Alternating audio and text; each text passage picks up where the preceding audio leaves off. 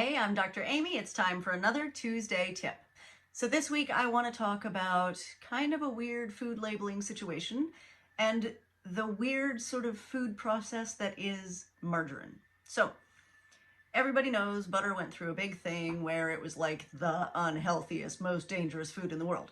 Turns out that's not true, right? It's just a saturated fat like other saturated fats. So like the fats in meat or cheese or animal products or coconut oil. Those are all saturated fats. Margarine was supposed to be healthy because it was unsaturated fat, but they still had to make it spreadable instead of liquid, and so they hydrogenated it, partially hydrogenated it. Turns out, partially hydrogenating creates a lot of really, really scary, dangerous fats for your body called trans fats. Trans fats are definitely a thing we want none of, right? 0 is the ideal amount of trans fats. So if you do buy a butter substitute, which I actually do because 2 members of my family are not tolerant of dairy, not me, but 2 other ones. So if you're buying a margarine or a butter substitute or whatever, look at the label and make sure that the trans fat amount is 0. Now, does this mean it's any healthier than butter? No, not necessarily.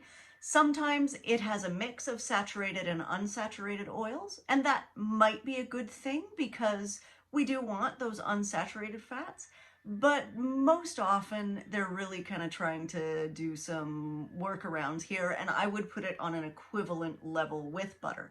Now, having said that, butter is one of my favorite fats for women planning fertility. I think it's excellent for, and a really good grass-fed organic butter actually has some good omega-3 fatty acids in it. So good quality butter is by far the best option, but if your family, like mine, can't tolerate that or can't eat it, well, then that's not an option.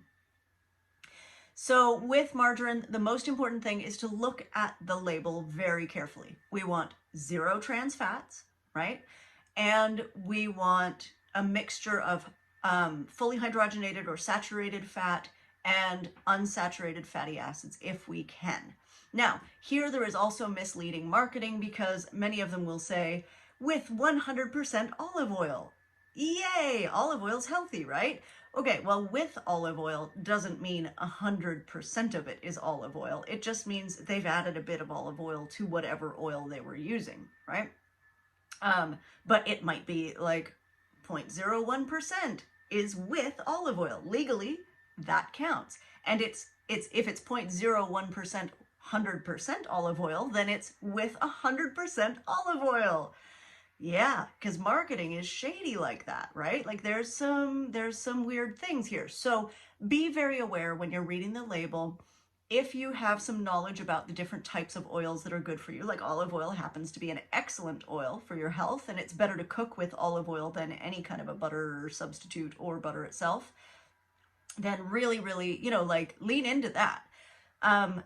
But definitely, if you only take one thing away, take away 0 trans fats. That is the amount of trans fats you want in your diet at all times. So, okay, Tuesday tip.